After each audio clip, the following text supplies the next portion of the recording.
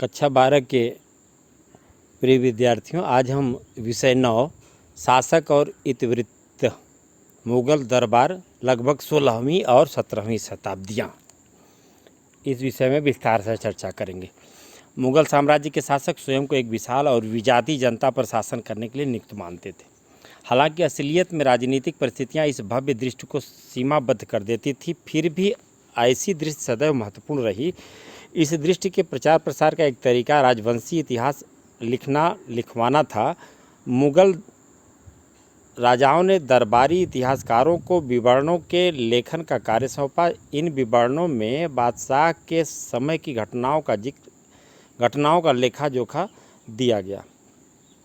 इसके अतिरिक्त उनके लेखकों ने शासकों को अपने क्षेत्र के शासन में मदद के लिए उपमहाद्वीप के अन्य क्षेत्रों से ढेरों जानकारी इकट्ठा की। अंग्रेजी में लिखने वाले आधुनिक इतिहासकारों ने मूल पाठ की इस शैली को क्रॉनिकल्स इतिवृत्त इतिहास नाम दिया। ये इतिवृत्त घटनाओं का अनवरत कालानुक्रम विवरण प्रस्तुत करते हैं। मुगलों का इतिहास लिखने के इच्छुक किसी भी विद्वान के लिए ये इतिवृत्त अपरिहार्य स्रोत हैं। एक ओर तो ये इतिवृत्त मुगल राज्य की संस्थाओं के बारे में तथ्यात्मक सूचनाओं का खजाना थे, जिन्हें दरबार से घनिष्ठ रूप से जुड़े व्यक्तियों द्वारा काफ़ी मेहनत से एकत्रित एवं वर्गीकृत किया गया था। दूसरी ओर इन मूल पाठों का उद्देश्य उन आशयों को संप्रेषित करना था जिन्हें मुगल शासक अपने क्षेत्र में लागू करना चाहते थे। अतः ये इतिवृत्ति हमें इस बात की एक झलक देते हैं कि कैसे शाही विचारधाराएँ रची तथा प्रचारित की जाती थी।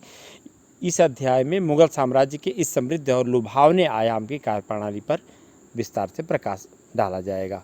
आप ये देखें, बाबर को राजवंशी मुकुट सौंपता तैमूर गोवर्धन द्वारा लगभग 1630 में चित्रित यह चित्र है। फिर से देख लें विद्यार्थी।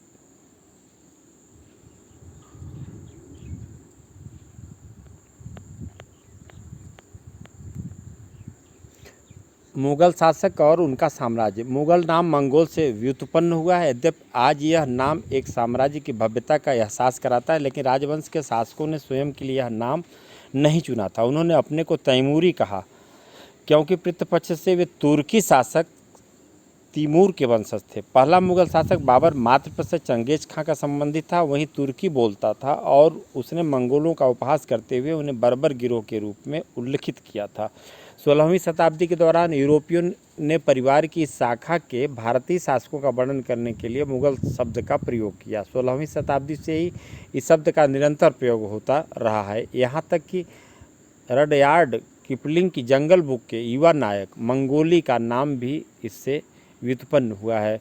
मुगलों व स्थानीय सरदारों के बीच राजनीतिक मैत्री के जरिए तथा विजयों के जरिए भारत के विविध क्षेत्रीय राज्यों को मिलाकर साम्राज्य की रचना की गई।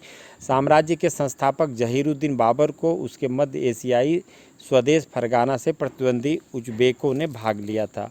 उसने सबसे पहले स्वयं को बाबुल में स्थापित किया और फिर 1526 में अपने दल के सदस्यों की आवश्यकताएं पूरी करने के लिए क्षेत्रों और संसाधनों की खोज में वह भारतीय उपमहाद्वीप में और आगे की ओर बढ़ा। इसके उत्तराधिकारी नसीरुद्दीन हुमायूं 1530 से 40, 1555 से 56 के साम्राज्य के सीमाओं में विस्तार किया, किंतु अफगान नेता शेर शाह सूरी से पराजित हो गया, जिसने उसे ईरान की सफावी शासक के दरबार में निर्वासित होने को बाध्य कर दिया। 1555 में हुमायूं ने सूरों को पराजित कर दिया, किंतु एक वर्ष बाद उनकी मृत्यु हो गई। कई जलालुद्दीन अकबर 1556 से 1605 को मुगल बादशाहों में महानतम मानते हैं, क्योंकि उसने न केवल अपने साम्राज्य का विस्तार ही किया बल्कि इसे अपने समय का विशालतम, दृढ़तम और सबसे समृद्ध राज्य बनाकर सुदृढ़ भी किया। अकबर हिंदुकुश पर्वत तक अपने साम्राज्य की सीमाओं के विस्तार में सफल हुआ और उसने ईरान के सफाइयों और तुरान, मध्य एशिया के उज़्बेकों की विस्तारवादी योजनाओं पर लगाम लगाए रखी।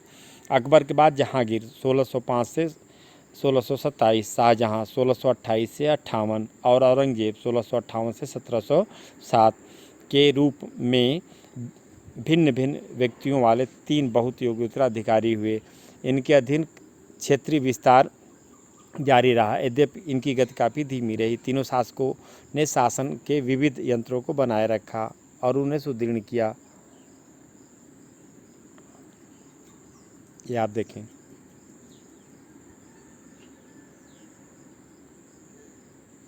विद्यार्थियों को हम यहाँ बता दें जब वे कोई साहित्य पढ़ते हैं, जैसे हिंदी साहित्य, तो उसमें जो तिथियां दी गई रहती हैं वे कवियों लेखकों की जन्म और मृत्यु को दर्शाते हैं। वहीं दूसरी तरफ जब हम शासन काल के संदर्भ में चर्चा करते हैं, पढ़ते हैं, तो वहाँ पर उस शासक या राजा या नवाब या सम्राट के शासन काल की अवधि होती है कि वह कब से कब तक शासन काल किया, यह स्पष्ट होना चाहिए।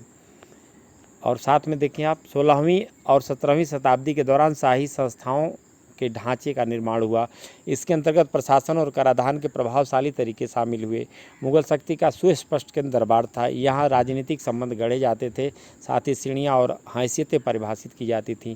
मुगलों द्वारा शुरू की गई राजनीतिक व्यवस्थाएं सैन्य शक्ति और उपमहाद्वीप की भिन्न भिन्न परंपराओं को समायोजित करने की चेतन नीति के संयोजन पर आधारित थी। 1607 के बाद औरंगजेब की मृत्युपरांत राजवंश की शक्ति घट गई। दिल्ली, आगरा तथा लाहौर जैसे भिन्न राजधानी नगरों से नियंत्रित एक विशाल साम्राज्य तंत्र की जगह क्षेत्रीय शक्तियों ने अधिक स्वायत्तता अर्जित कर ली। फिर भी सांकेतिक रूप में ही सही, पर मुगल शासक की प्रतिष्ठा ने अभी अपनी आभा नहीं खोई थी। 1857 में इस वंश के अंतिम वंशज बहादुर शाह जफर द्वितीय को अंग्रेजों ने उखाड़ फेंका। इतिवृत्तों की रचना। मुगल बादशाहों द्वारा तैयार करवाए गए इतिवृत्त साम्राज्य और उसके दरबार के अध्ययन के महत्वपूर्ण स्रोत हैं। ये इतिवृत्त इस साम्राज्य के अंतर्गत आने वाले सभी लोगों के सामने एक प्रबुद्ध राज्य के दर्शन की प्रायोजना के उद्देश्य लिखे गए हैं। इसी तरह उनका उद्देश्य उन लोगों को जिन्होंने मुगल शासन का विरोध किया था, यह बताना भी था कि उनके सारे विरोधों का असफल होना नियत है। शासक यह भी सुनिश्चित कर लेना चाहते थे कि भावी पीढ़ियों के लिए उनके शासन का विवरण उपलब्ध रहे। मुगल इतिवृत्तों के लेखक निरपराध रूप से दरबारी ही रहे। उन्होंने जो इतिहास लिखे उनके केंद्र बिंदु में थी शासक पर केंद्रीय घटनाएं, शासक का परिवार, दरबार व अभिजात, युद्ध और प्रशासनिक व्यवस्थाएं, अकबर, शाहजहां और आलमगीर, मुगल शासक और औरंगजेब की एक पदवी की कहानियों पर आधारित इतिवृत्तों के शीर्षक अकबरनामा, शाहजहांनामा, आलमगीरनामा यह संकेत करते हैं कि इनके लेखकों की निगाह में साम्राज्य और दरबार का इतिहास और बादशाह का इतिहास एक ही था। तुर्की से फारसी की ओर। मुगल दरबारी इतिहास फारसी भाषा में लिखे गए थे। दिल्ली के सुल्तानों के काल में उत्तर भारतीय भाषाओं विशेषकर हिंदवी व इसकी क्षेत्रीय भिन्नताओं के साथ फारसी दरबार और साहित्यिक रचनाओं की भाषा के रूप में खूब पुष्पित पल्लवित हुई। क्योंकि मुगल चगदाई मूल के थे। इसके बाद हम चलें तब तक आप देख लें कुछ बिंदु प्रमुख रूप से कि किन बातों की चर्चा करना है। पता लगाने की कोशिश कीजिए कि आप जिस राज्य में रहते हैं क्या वह मुगल साम्राज्य का भाग था, क्या साम्राज्य स्थापित होने के परिणामस्वरूप उस क्षेत्र में किसी तरह के परिवर्तन हुए थे। अगर आपका राज्य इस साम्राज्य का हिस्सा नहीं था तो समकालीन क्षेत्रीय शासकों, उसके उद्भव और उनकी नीतियों के बारे में और जानकारी प्राप्त कीजिए। वे किस प्रकार के विवरण व लेखा जोखा रखते थे। दूसरी तरफ आप देखें, चगताई तुर्क स्वयं को चंगेज खां के सबसे बड़े पुत्र का वंशज मानते थे। तुर्की उनकी मातृभाषा थी। इसके पहले शासक बाबर ने कविताएं और अपने संस्मरण इसी भाषा में लिखे थे। अकबर ने सोच समझकर फारसी को दरबार की मुख्य भाषा बना। संभवतः ईरान के साथ सांस्कृतिक और बौद्धिक संपर्कों के साथ साथ मुगल दरबार में पद पाने वाले कोई इच्छुक ईरानी और मध्य एशियाई प्रवासियों ने बादशाह को इस भाषा को अपनाने के लिए प्रेरित किया होगा। फारसी को दरबार की भाषा का ऊंचा स्थान दिया गया। उन लोगों को शक्ति व प्रतिष्ठा प्रदान की गई जिनकी इस भाषा पर अच्छी पकड़ थी। राजा शाही परिवार के लोग और दरबार के विशिष्ट सदस्य यह भाषा बोलते थे।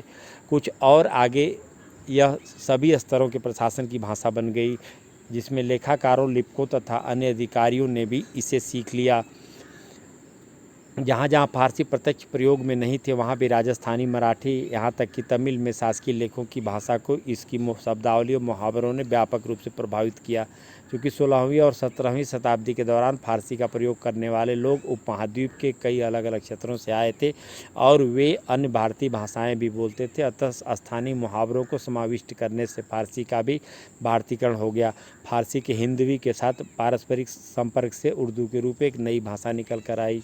अकबरनामा जैसे मुगल इतिहास फारसी में लिखे गए थे, जबकि अन्य जैसे बाबर के संस्मरणों का बाबरनामा के नाम से तुर्की से फारसी में अनुवाद किया गया था। मुगल बादशाहों ने महाभारत और रामायण जैसे संस्कृत ग्रंथों को फारसी में अनुवादित किया जाने का आदेश दिया। महाभारत का अनुवाद रज्मनामा युद्धों की पुस्तक के रूप में किया गया। पांडुलिपियों की रचना। मुगल भारत की सभी पुस्तकें पांडुलिपियों के रूप में थी, अर्थात वे हाथ से लिखी गई थी। पांडुलिपि रचना का मुख्य केंद्र शाही किताब खाना था। हालांकि किताब खाना शब्द पुस्तकालय के रूप में अनुवादित किया जा सकता है।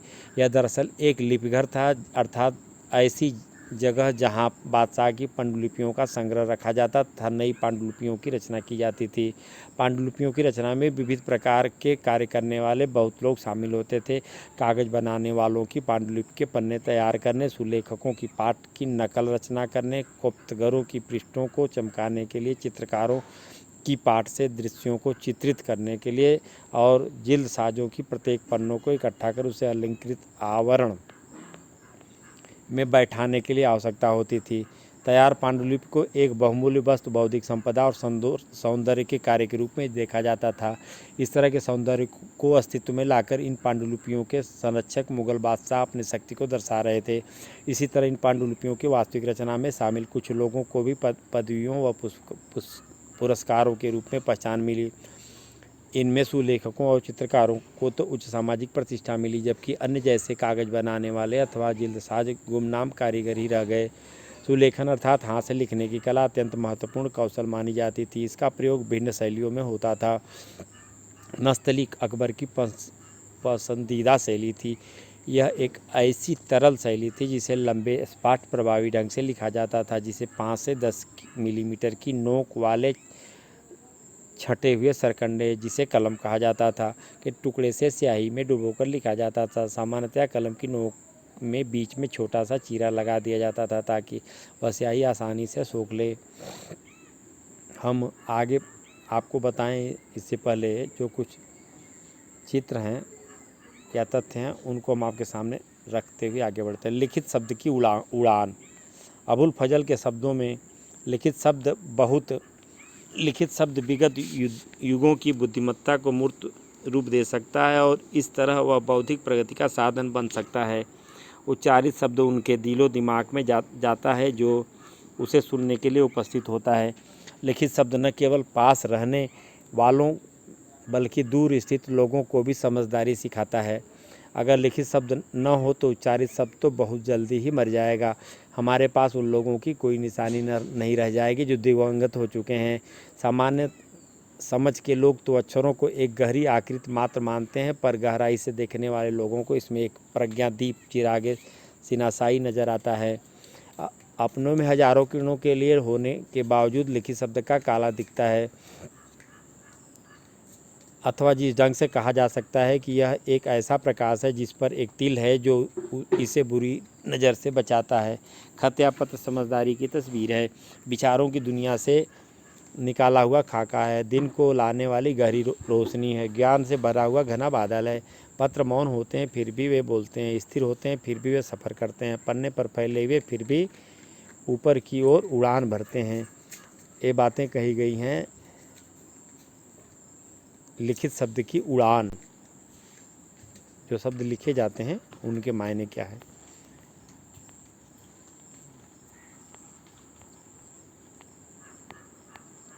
और इस तरफ आप चित्र देखें,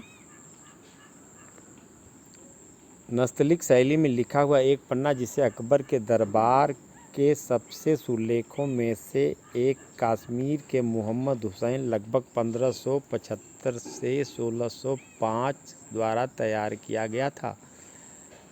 इनकी अक्षरों के विशुद्ध समानुपातिक घुमाव की कदरदानी में इसको जरीन कलम, सोने की कलम के खिताब से नवाजा गया। सुलेखक ने पृष्ठ के निचले भाग पर अपने हस्ताक्षर किए हैं। इस पृष्ठ पर लगभग 1/4 हिस्सा इसी में प्रयुक्त हो गया है।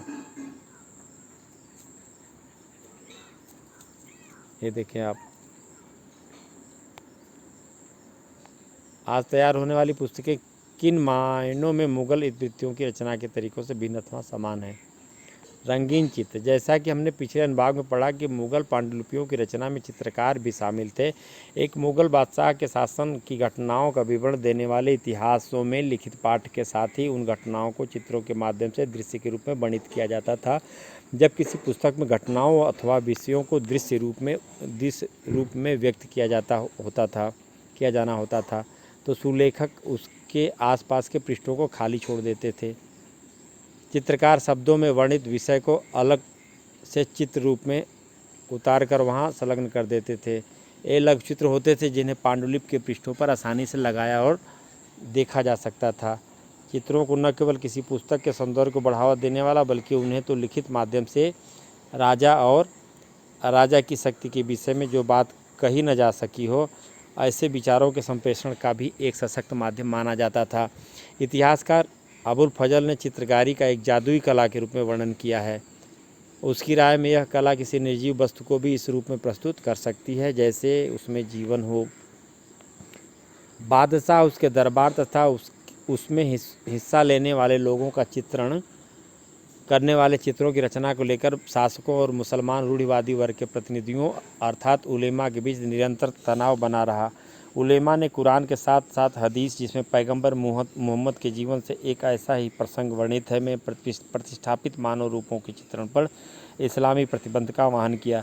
इस प्रसंग में पैगंबर साहब को प्राकृतिक तरीके से जीवित रूपों के चित्रण की मनाही करते हुए लिखित किया गया है, क्योंकि ऐसा करने से यह लगता है कि कलाकार रचना की शक्ति को अपने हाथों में लेने की कोशिश कर रहा है। यह एक ऐसा कार्य था जो केवल ईश्वर का ही था। तस्वीर की प्रशंसा में अबुल फजल चित्रकारी को बहुत सम्मान देता था। किसी भी चीज़ का उसके जैसा रेखांकन बनाना तस्वीर कहलाता है। अपनी युवावस्था के एकदम शुरुआती दिनों से ही महामहिम ने इस कला में अपनी अभिरुचि व्यक्त की है। वे इस अध्ययन और मनोरंजन दोनों का ही साधन मानते हुए इस कला को हर संभव प्रोत्साहन देते हैं। चित्रकारों की एक बड़ी संख्या इस कार्य में लगाई गई है। हर हफ्ते शाही कार्यशाला के अनेक निरीक्षक और लिपिक बादशाह के सामने प्रत्येक कलाकार का कार्य प्रस्तुत करते हैं और महामहिम प्रदर्शित उत्कृष्टता के आधार पर इनाम देते तथा कलाकारों के मासिक वेतन में वृद्धि करते हैं। अब सर्वाधिक उत्कृष्ट चित्रकार मिलने लगे हैं और विहजाद जैसे चित्रकारों की अत्युत्तम कलाकृतियों को तो उन यूरोपीय चित्रकारों के उत्कृष्ट कार्यों के समकक्ष ही रखा जा सकता है जिन्होंने विश्व में व्यापक ख्याति अर्जित कर ली है। ब्यौरे की सूक्ष्मता, परिपूर्णता और प्रस्तुतिकरण की निर्भीकता जो अब चित्रों में दिखाई पड़ती है वह अतुलनीय है। यहाँ तक कि निर्जीव वस्तुएं भी प्राणवान प्रतीत होती हैं। 100 से अधिक चित्रकार इस कला के प्रसिद्ध कलाकार हो गए हैं। हिंदू कलाकारों के लिए यह बात खास तौर पर सही है। उनके चित्र वस्तुओं की हमारी परिकल्पना से कहीं परे हैं। वस्तुतः पूरे विश्व में कुछ लोग ही उनके समान पाए जा सकते हैं। अबुल फजल चित्रकला को महत्वपूर्ण क्यों मानता है? वह इस कला को वैध कैसे ठहराता है? किंतु समय के साथ शरिया की व्याख्याओं में भी बदलाव आया। विभिन्न सामाजिक समूहों ने इस्लामी परंपरा के ढांचे की अलग अलग तरीक़ों से व्याख्या की। प्रायः प्रत्येक समूह ने इस परंपरा की अच्छी व्याख्या प्रतिपादित की जो उनकी राजनीतिक आवश्यकताओं से सबसे ज़्यादा मेल खाती थी। जिन शताब्दियों के दौरान साम्राज्य निर्माण हो रहा था उस समय कई एशियाई क्षेत्रों के शासकों ने नियमित रूप से कलाकारों को उनके चित्र तथा उनके राज्य के जीवन के दृश्य चित्रित करने के लिए नियुक्त किया। उदाहरण के लिए ईरान के सफावी राजाओं ने दरबार में स्थापित कार्यशालाओं में प्रशिक्षित उत्कृष्ट कलाकारों को संरक्षण प्रदान किया। विहजाद जैसे चित्रकारों के नाम से सफावी दरबार की सांस्कृतिक प्रसिद्धि को चारों ओर फैलाने में बहुत योगदान दिया। ईरान से भी कलाकार मुग़ल कालीन भारत आने में सफल हुए। कुछ को मुग़ल दरबार में लाया गया जैसे मीर सैयद अली और अब्दुस समद को बादशाह हुमायूं को दिल्ली तक साथ देने के लिए कहा गया। अन्य ने संरक्षण और प्रतिष्ठा के अवसरों की तलाश में प्रयास किया। बादशाह और रूढ़वादी मुसलमान विचारधारा के प्रवक्ताओं के बीच जीवधारियों के दृश्य निरूपण पर मुग़ल दरबार में तनाव बना हुआ था। अकबर का दरबारी इतिहासकार अबुल फजल बादशाह को यह कहते हुए उद्धृत करता है कि कई लोग ऐसे हैं जो चित्रकला से घृणा करते हैं पर मैं ऐसे व्यक्तियों को नापसंद करता हूँ। मुझे ऐसा लगता है कि कलाकार के पास खुदा को पहचानने का बेजोड़ तरीका है, क्योंकि कहीं न कहीं उसे यह महसूस होता है कि खुदा की रचना को वह जीवन नहीं दे सकता। अकबरनामा और बादशाहनामा महत्वपूर्ण चित्रित मुग़ल इतिहासों में सर्वाधिक ज्ञात अकबरनामा और बादशाहनामा राजा का इतिहास है। ऐसे पांडुलिपि में औसतन 150 पूरे अथवा दोहरे पृष्ठों पर लड़ाई, घेराबंदी, शिकार, इमारत निर्माण, दरबारी की दृश्य आदि के चित्र हैं। अकबरनामा के लेखक अबुल फजल का पालन पोषण मुगल राजधानी आगरा में हुआ। वह अरबी, फारसी, यूनानी दर्शन और सूफीवाद में पर्याप्त निष्णात था। इससे भी अधिक वह एक प्रभावशाली, विवादी तथा स्वतंत्र चिंतक था जिसने लगातार दकियानुसी उल्मा के विचारों का विरोध किया। इन गुणों से अकबर बहुत प्रभावित हुआ। उसने अबुल फजल को अपने सलाहकार और अपनी नीतियों के प्रवक्ता के रूप में बहुत उपयुक्त पाया। बादशाह का यह मुख्य उद्देश्य राज्य को धार्मिक रूढ़िवादियों के नियंत्रण से मुक्त करना था। दरबारी इतिहासकार के रूप में भी अबुल फजल ने अकबर के शासन से जुड़े विचारों को न केवल आकार दिया बल्कि उनको स्पष्ट रूप से व्यक्त भी किया। चित्रकार के साहित्यिक और कलात्मक रचना प्रदर्शन की तुलना अबुल फजल की साहित्यिक और कलात्मक रचना शक्ति से विद्यार्थियों को करना है।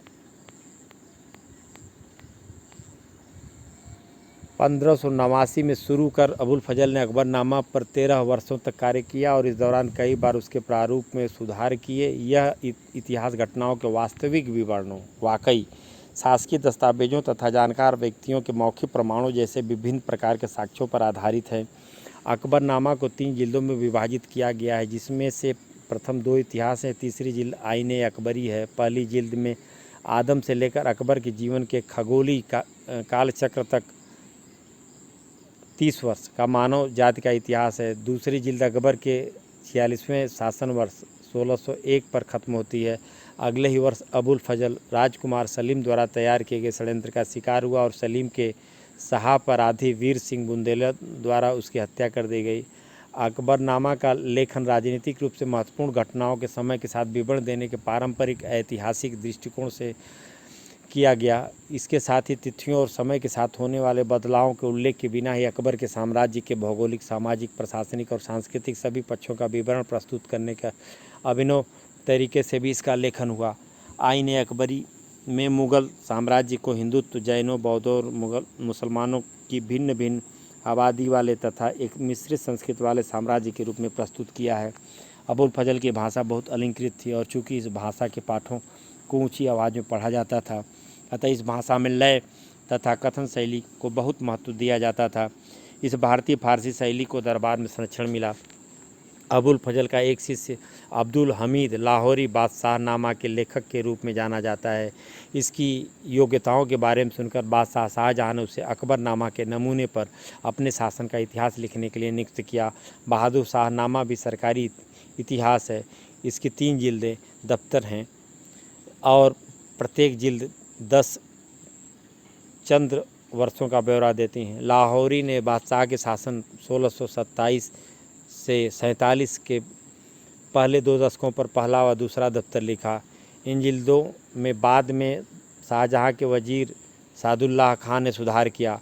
बुढ़ापे की आवश्यकताओं की वजह से लाहौरी तीसरे दशक के बारे में न लिख सका, जिसे बाद में इतिहासकार वारिस ने लिखा। औपनिवेशिक काल के दौरान अंग्रेज शासकों ने अपने साम्राज्य के लोगों और संस्कृतियों जिन पर वे लंबा शासन करना चाहते थे को बेहतर ढंग से समझने के लिए भारतीय इतिहास का अध्ययन और उपमहाद्वीप के बारे में ज्ञान का लेखागार स्थापित करना शुरू किया। 1784 में सर विलियम जोन्स द्वारा स्थापित एशियाटिक सोसाइटी ऑफ बंगाल ने कई भारतीय पांडुलिपियों के संपादन, प्रकाशन और अनुवाद का जिम्मा अपने ऊपर लिया। अकबरनामा और बहादुरनामा के संपादित पाठांतर सबसे पहले एशियाटिक सोसाइटी द्वारा 19वीं शताब्दी में प्रकाशित किए गए। वर्षों की कड़ी मेहनत के बाद 20वीं शताब्दी के आरंभ में हेनरी वेबरिज द्वारा अकबरनामा का अंग्रेजी अनुवाद किया गया। बादशाहनामा के केवल कुछ ही अंशों का अभी तक अंग्रेजी में अनुवाद हुआ है। इसका मूल पाठ अपने संपूर्ण रूप में आज भी अनुवाद किए जाने की प्रतीक्षा में है। और यहाँ पर देखें आप कुछ चीज़ें। ऐतिहासिक विवरण समयवार विकास की रूपरेखा प्रस्तुत करता है, जबकि एक कालिक विवरण एक खास समय की स्थिति का वर्णन करता है। बादशाहनामा का सफ़र। मुगलों के अधीन बहुमूल्य पांडुलिपियों की भेंट एक स्थापित राजनयिक प्रथा थी। इसी का अनुकरण करते हुए अवध नवाब ने 1799 में जॉर्ज तृतीय को सचित्र बादशाहनामा भेंट में दिया। तभी से यह विंडसर कासल के अंग्रेजी शाही संग्रह में सुरक्षित है। 1994 में हुए संरक्षण कार्य में बंधी हुई पांडुलिपि को अलग अलग करना आवश्यक हो गया। इसी की वजह से चित्रों को प्रदर्शित करना संभव हुआ और 1797 में पहली बार बादशाहनामा के चित्र नई दिल्ली, लंदन और वाशिंगटन में हुई प्रदर्शनियों में दिखाए गए। बेहतर ढंग से समझने के लिए भारतीय इतिहास का अध्ययन और उपमहाद्वीप के बारे में ज्ञान का अभिलेखागार स्थापित करना शुरू किया। 1784 में सर विलियम जोन्स द्वारा स्थापित एशियाटिक सोसाइटी या बंगाल के कई पांडुलिपियों के संपादन, प्रकाशन और अनुवाद का जिम्मा अपने ऊपर ले लिया। आप देखें फिर चर्चा। पता लगाने के लिए कोशिश कीजिए क्या आपके कस्बे अथवा गांव में पांडुलिपियों को चित्रित करने की परंपरा रही है। इन पांडुलिपियों को कौन तैयार करता था? इन पांडुलिपियों में किन विषयों पर विचार किया गया, जैसे कैसे सुरक्षित रखा जाता था? आदर्श राज्य एक दैवी प्रकाश। दरबारी इतिहासकारों ने कई साक्ष्यों का हवाला देते हुए यह दिखाया कि मुगल राजाओं को सीधे ईश्वर से शक्ति मिली थी। उनके द्वारा वर्णित दंतकथाओं में से एक मंगोल रानी अलान कुआं की कहानी है, जो अपने शिविर में आराम करते समय सूर्य की एक किरण द्वारा गर्भवती हुई थी। उसके द्वारा जन्म लेने वाली संतान पर इस दैवी प्रकाश का प्रभाव था। इस प्रकार पीढ़ी दर पीढ़ी यह प्रकाश हस्तांतरित होता रहा। ईश्वर फरे इजादी से निश्चित प्रकाश को ग्रहण करने वाली चीज़ों के पदानुक्रम में मुगल राजत्व को अबुल फजल ने सबसे ऊंचे स्थान पर रखा। इस विषय में प्रसिद्ध ईरानी सूफी शिहाबुद्दीन सुहरावर्दी 1191 में मृत के विचारों से प्रभावित था, जिसने सर्वप्रथम इस प्रकार का विचार प्रस्तुत किया था। इस विचार के अनुसार एक पदानुक्रम के तहत यह दैवी प्रकाश राजा में संप्रेषित होता था, जिसके बाद राजा अपनी प्रजा के लिए आध्यात्मिक मार्गदर्शन का स्रोत बन जाता था। इतिवृत्तों के विवरणों का साथ देने वाले चित्रों ने इन विचारों को इस तरह से संप्रेषित किया, उनको देखने वालों के मन मस्तिष्क पर प्रभाव डाला। प्रकाश के विचार पर संप्रेषण। सुहरावर्दी दर्शन के मूल में प्लेटो की रिपब्लिक है, जहाँ ईश्वर को सूर्य के प्रतीक रूप निरूपित किया गया। सुहरावर्दी की रचनाओं में इस्लामी दुनिया में व्यापक रूप से पढ़ा जाता था। शेख मुबारक ने इसका अध्ययन किया था। इसके बारे में उसने अपने पुत्रों फैजी और अबुल फजल को बताया, जो उसके संरक्षण में प्रशिक्षित हुए थे। यह चित्र देखें आप। अबुल हसन द्वारा बनाए गए चित्र में जहांगीर को दैदीप्यमान कपड़ों और आभूषणों में अपने पिता अकबर के चित्र को हाथ में लिए दिखाया गया है। अकबर की पोशाक सफ़ेद है। सफ़ेद रंग को सूफी परंपराओं में प्रबुद्ध जीव से जोड़ा गया है। वह एक गोलक अर्पित कर रहा है, जो राजवंशी सत्ता का प्रतीक है। मुगल साम्राज्य में ऐसा कोई कानून नहीं था जो निर्धारित करे कि बादशाह के पुत्रों में से कौन सा पुत्र सिंहासन का उत्तराधिकारी होगा। इसका परिणाम यह हुआ कि प्रत्येक राजवंशीय परिवर्तन का निर्णय भातृघातक युद्ध से होने लगा। अकबर के शासन के अंतिम भाग में शाहजादे सलीम ने अपने पिता के खिलाफ विद्रोह कर दिया, लेकिन बाद में उसे माफ़ कर दिया गया। यह चित्र पिता पुत्र के बीच के संबंध को कैसे चित्रित करता है? आपको क्यों लगता है कि मुगल कालांतर ने निरंतर बादशाहों की गहरी तथा फीकी पृष्ठभूमि के साथ चित्रित किया है? इस चित्र में प्रकाश के कौन से स्रोत हैं?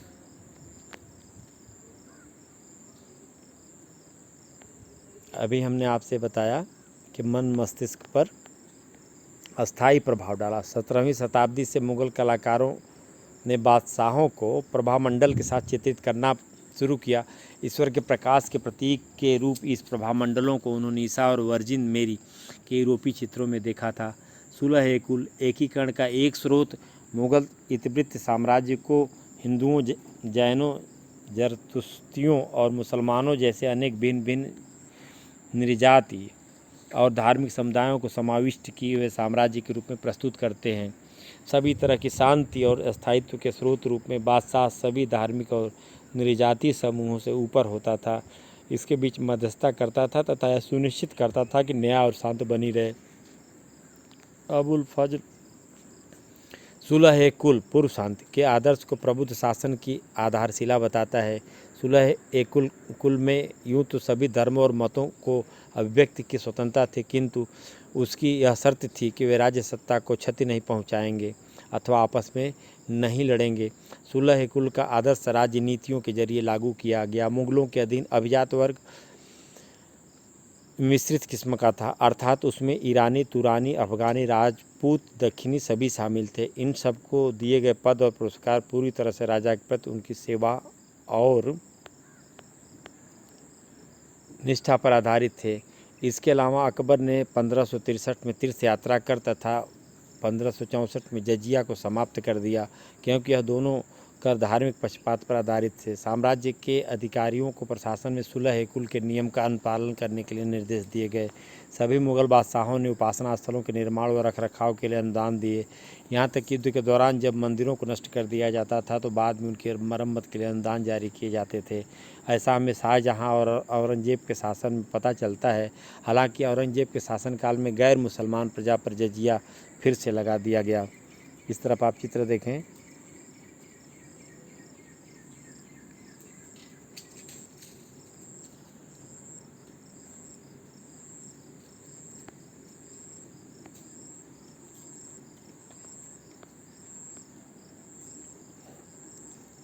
सामाजिक अनुबंध के रूप में न्यायपूर्ण प्रभुसत्ता। अबुल फजल ने प्रभुसत्ता को एक सामाजिक अनुबंध के रूप में परिभाषित किया है। वह कहता है कि बादशाह अपनी प्रजा की 4 सत्तों की रक्षा करता है: जीवन, जन, धन, माल, सम्मान, नामस और विश्वास, दीन, और इसके बदले में वह आज्ञा पालन तथा संसाधनों में हिस्से की मांग करता है। केवल न्यायपूर्ण संप्रभु ही शक्ति और दैवी मार्गदर्शन के साथ ही संबंध का सम्मान कर पाते थे। यह चित्र जो आपको अभी दिखाया गया, बादशाह ने एक दृश्य कलाकार प्याग द्वारा लगभग 1640 में चित्रित इस चित्र में जहांगीर शहजादे खुर्रम को पगड़ी में लगाई जाने वाली मणि दे रहा है। आप देखें।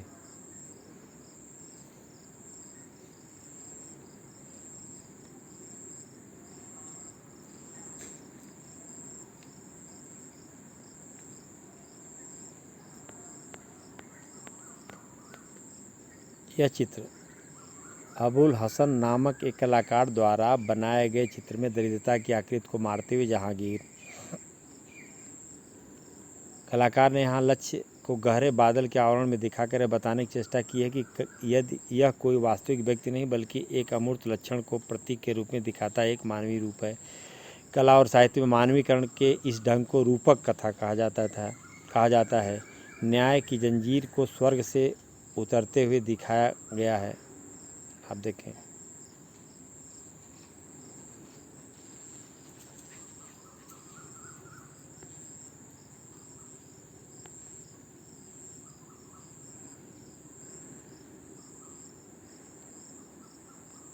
जहांगीर ने अपने संस्मरणों में न्याय की जंजीर को इस प्रकार वर्णित किया है: राज्यारोहण के बाद मैंने जो पहला आदेश दिया वह न्याय की जंजीर को लगाने का था, ताकि न्याय के प्रशासन में संलग्न लोगों से यदि देर हो जाए अथवा वे न्याय चाहने वाले लोगों के विषय में मिथ्याचार का व्यवहार करें तो उत्पीड़ित व्यक्ति इस जंजीर के पास आ सके और इसे हिला सके और उसकी ओर ध्यान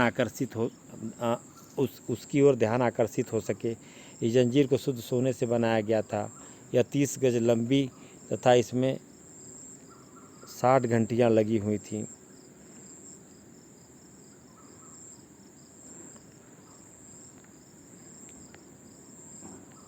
इस चित्र के प्रतीकों को पहचान कर उसकी व्याख्या कीजिए और इस चित्र का सार प्रस्तुत कीजिए।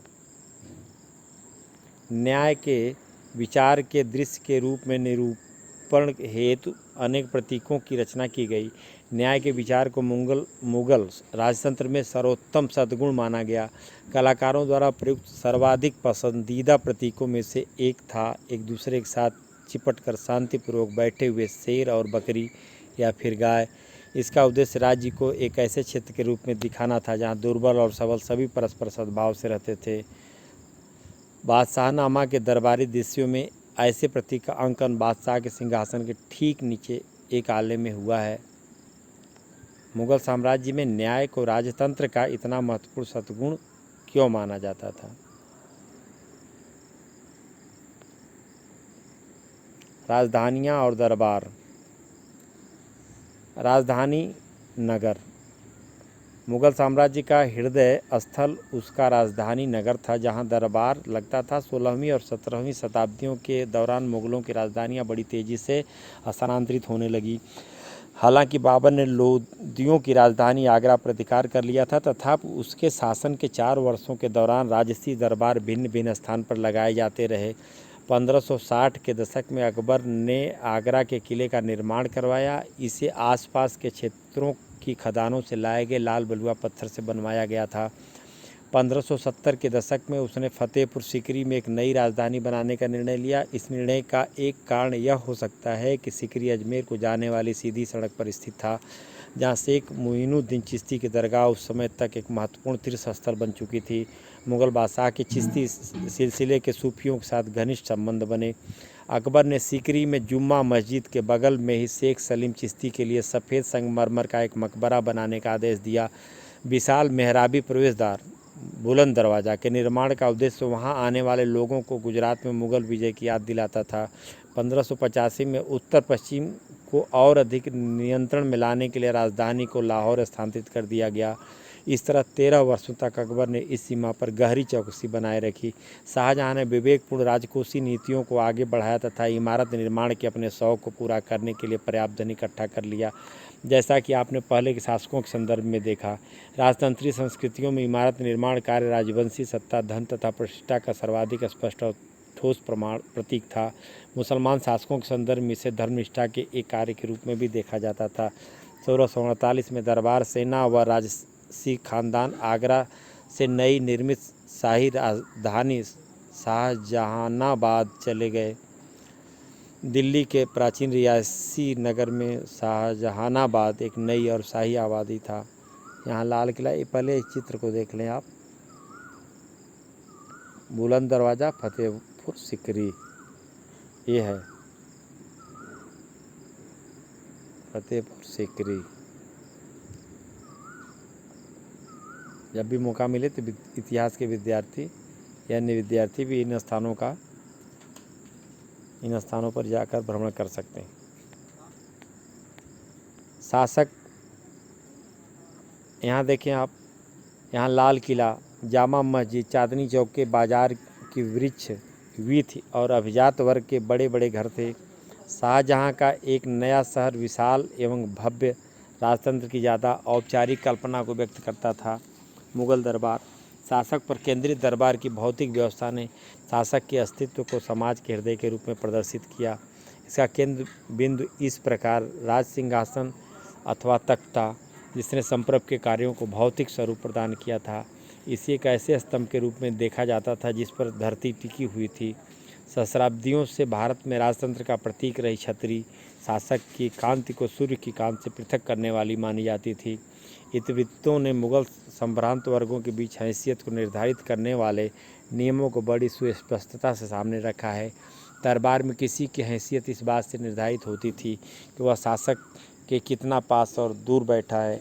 किसी भी दरबारी को शासक द्वारा दिया गया स्थान बादशाह की नज़र में उसकी महत्ता का प्रतीक था।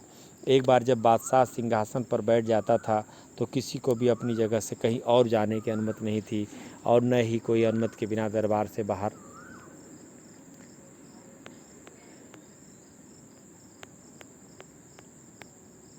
जा सकता था। दरबारी समाज में सामाजिक नियंत्रण का व्यवहार दरबार में मान्य, संबोधन, शिष्टाचार तथा बोलने के ध्यानपूर्वक निर्धारण किए गए नियमों द्वारा होता था। शिष्टाचार का जरा सा भी उल्लंघन होने पर ध्यान दिया जाता था कि और उस व्यक्ति को तुरंत ही दंडित किया जाता था। शासक को किए गए अभिवादन के तरीके से पदानुक्रम में उस व्यक्ति की हैसियत का पता चलता था। जैसे जिस व्यक्ति के सामने ज़्यादा झुककर अभिवादन किया जाता था, उस व्यक्ति की हैसियत ज़्यादा ऊँची मानी जाती थी। आत्मनिवेदन का उच्चतम रूप सिजदा या दंडवत लेटना था। शाहजहाँ के शासनकाल में इन तरीकों के स्थान पर चार तस्लीम तथा जमी बोसी, ज़मीन चूमना के तरीके अपनाए गए। मुगल दरबार में राजनयिक दूतों संबंधी न्यायाचारों में भी ऐसी ही सुस्पष्टता थी। मुगल बादशाह के समक्ष प्रस्तुत होने वाले राजदूत से यह अपेक्षा की जाती थी कि वह अभिवादन के मान्य रूपों में से एक या तो बहुत झुककर अथवा ज़मीन को चूमकर अथवा फारसी रिवाज के मुताबिक छाती के सामने हाथ बांधकर तरीके से अभिवादन करेगा। जेम्स फर्स्ट प्रथम के अंग्रेज़ दूत थॉमस रो ने यूरोपीय रिवाज के अनुसार जहांगीर के सामने केवल झुककर अभिवादन किया और इसके बाद बैठने के लिए कुर्सी का आग्रह कर पुनः दरबार को अचंभित कर दिया। बादशाह अपने दिन की शुरुआत सूर्योदय के समय कुछ व्यक्तिगत धार्मिक प्रार्थनाओं से करता था और इसके बाद वह पूर्व की ओर मुँह किए एक छोटे सज्जे अर्थात झरोखे में जाता था। इसके नीचे लोगों की भीड़, सैनिक, व्यापारी, शिल्पकार, किसान, बीमार बच्चों के साथ औरतें बादशाह की एक झलक पाने के लिए इंतजार करती थी। अकबर द्वारा शुरू की गई झरोखा दर्शन की प्रथा का उद्देश्य जन विश्वास के रूप में शाही सत्ता की स्वीकृति को और विस्तार देना था। और आप देखें जो अन्य विषय बिंदु हैं, ये देखिए आप,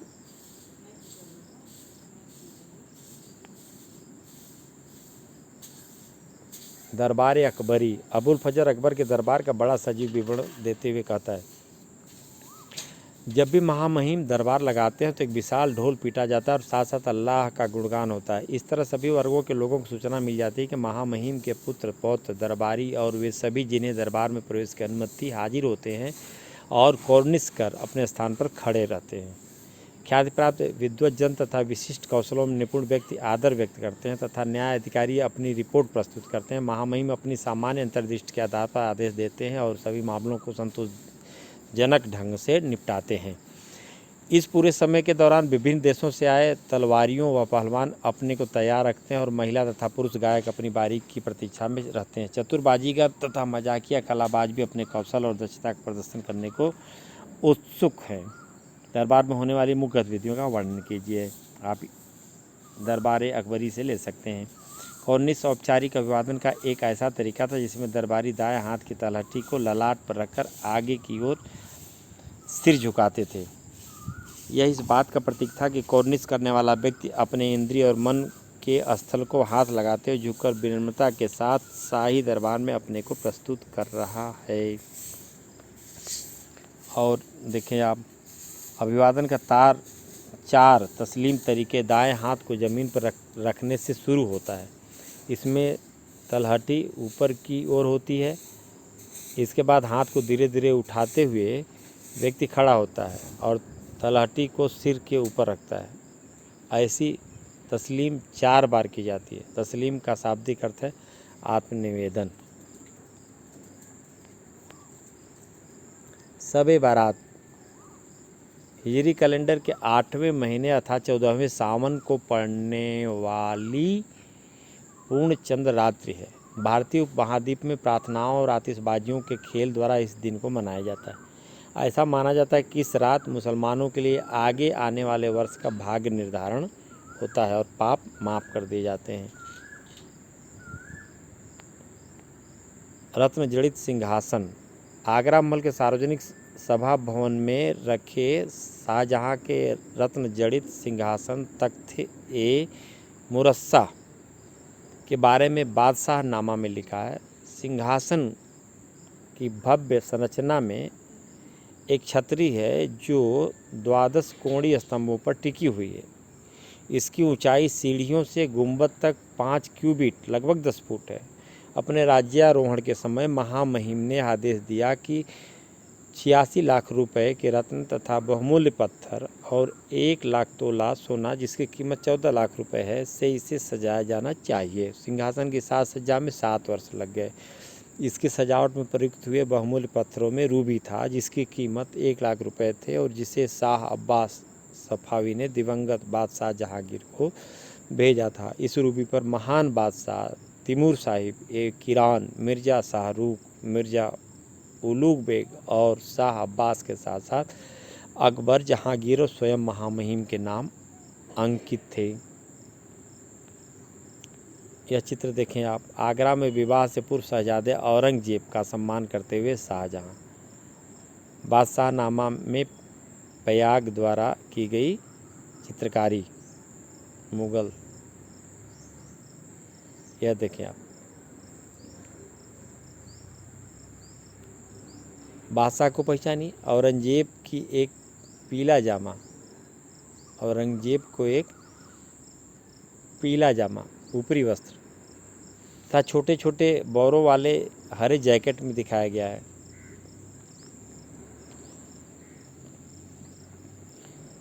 वह कहाँ है और पिता के प्रति अपनी भावभंगिमा को क्या पता चलता है।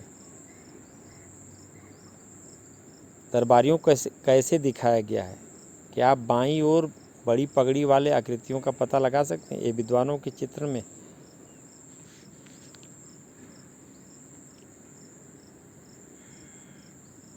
यह देखिए आप, जश्ने वज्र अथवा तुलादान समारोह में शहजादे खुर्रम को बहुमूल्य धातुओं से तौला जाना, जहांगीर के संस्मरणों में। यह देखें आप,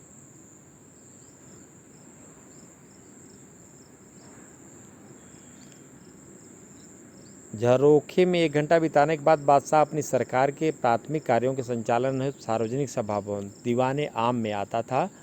वहाँ राज्य के अधिकारी रिपोर्ट प्रस्तुत करते था, निवेदन करते थे, और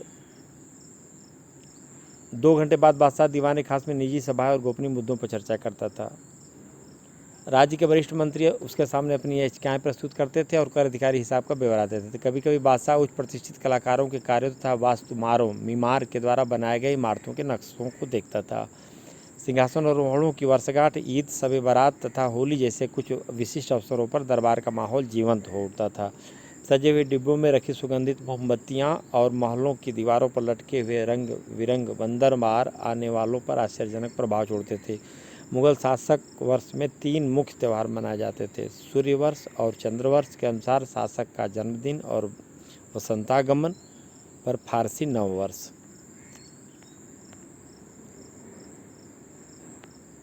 शाही परिवारों के विवाहों में आयोजन काफ़ी खर्चीला होता था। 1633 में दारा शिकोह और नादिरा राजकुमार परवेज की पुत्री के विवाह की व्यवस्था राजकुमारी जहांआरा और दिवंगत महारानी मुमताज महल की प्रमुख रानी सती उन निसाखानुम द्वारा की गई। शादी के उपहारों के प्रदर्शन की व्यवस्था दीवाने आम में की गई थी। बादशाह तथा हरम की स्त्रियां दोपहर में इसे देखने के लिए आई तथा शाम के समय अभिजात यहाँ आए। दुल्हन की मां ने भी इसी तरह उसी विशाल कक्ष में उपहारों को सजाया था। शाहजहाँ इन्हें देखने के लिए वहाँ गया। हिनाबंदी, मेहंदी लगाना की रस्म दीवाने खास में अदा की गई। दरबार में उपस्थित व्यक्तियों के बीच पान, इलायची तथा मेवे बांटे गए। विवाह पर कुल 32 लाख रुपए खर्च हुए थे, जिसमें 6 लाख रुपए शाही खजाने से, 16 लाख रुपए जहांआरा मुमताज महल द्वारा आरंभ में अलग से रखे गए रुपयों को मिलाते हुए और से दुल्हन की मां द्वारा दिए गए थे। बादशाहनामा से लिए गए इन चित्रों में इन अवसर से जुड़ी कुछ गतिविधियों को दिखाया गया है। आप चित्र देखें। चित्र में आप जो देख रहे हैं उनका वर्णन कीजिए। देखिए किस तरह से, और इन सब चित्रों की आज की घटनाओं से भी विद्यार्थी तुलना करके समझने की प्रयास करेंगे। आखिरकार उस समय की गतिविधियाँ किस तरह की थी और वर्तमान की गतिविधियाँ किस तरह की है। और ये देखिए, दारा शिकोह का विवाह किस प्रकार से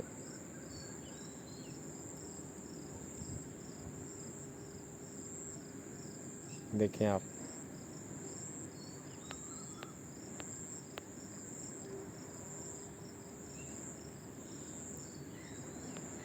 नवरोज जन्मदिन पर शासक को विभिन्न वस्तुओं से तौला जाता था तथा बाद में वस्तुएं दान में बांट दी जाती थी।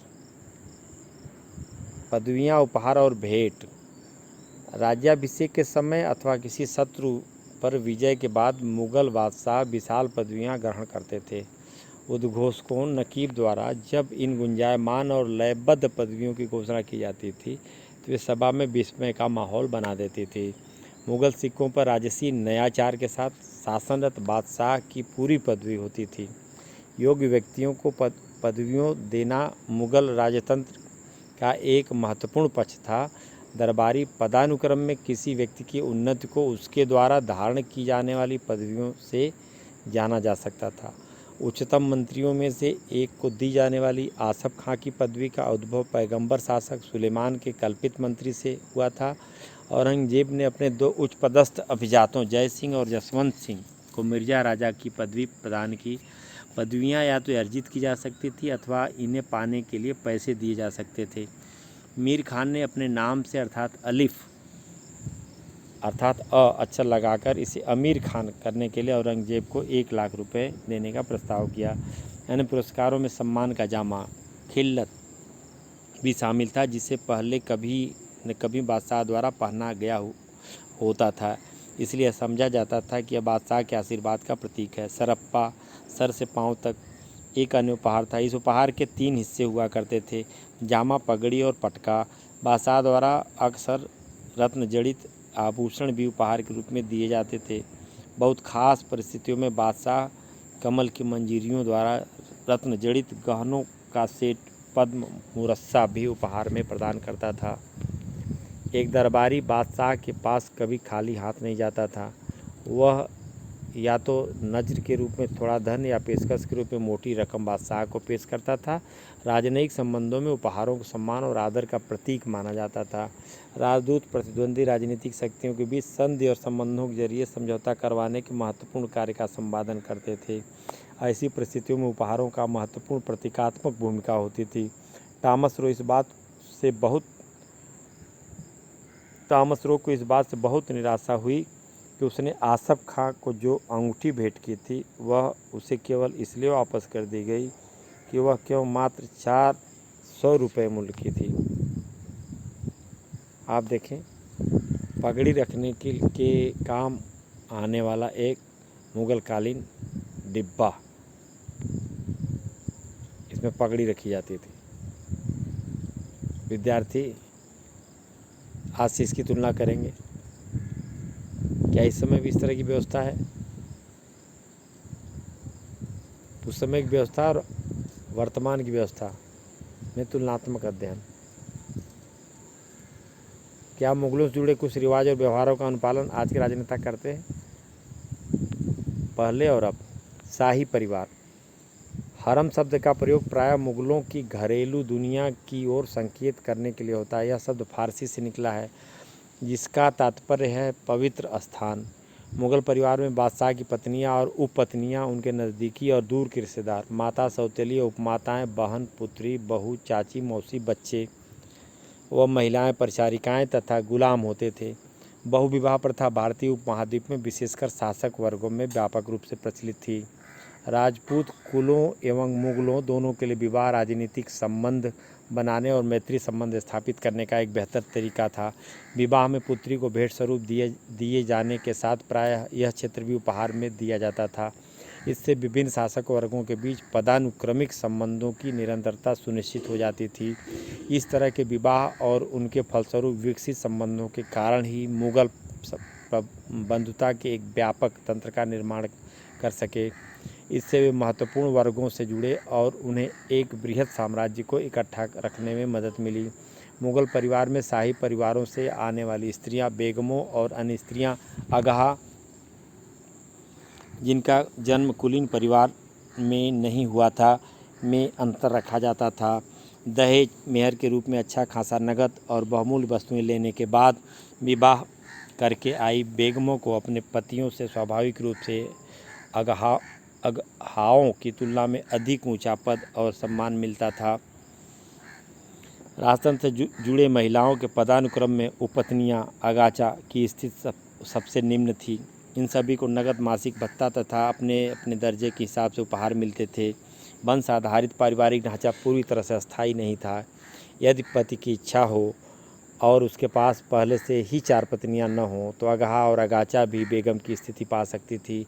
प्रेम तथा मातृत्व जैसी स्त्रियों को विधि सम्मत विवाहित पत्नियों के दर्जे तक पहुंचाने में महत्वपूर्ण भूमिका अदा करते थे। पत्नियों के अतिरिक्त मुगल परिवार में अनेक महिला तथा पुरुष गुलाम होते थे। वे साधारण से साधारण कार्य से लेकर कौशल, निपुणता तथा बुद्धिमत्ता के अलग अलग कार्यों का संपादन करते थे। गुलाम, हिजड़े, ख्वाजा सर परिवार के अंदर और बाहर के जीवन में रक्षक, नौकर, व्यापार में दिलचस्पी लेने वाली महिलाओं के एजेंट होते थे।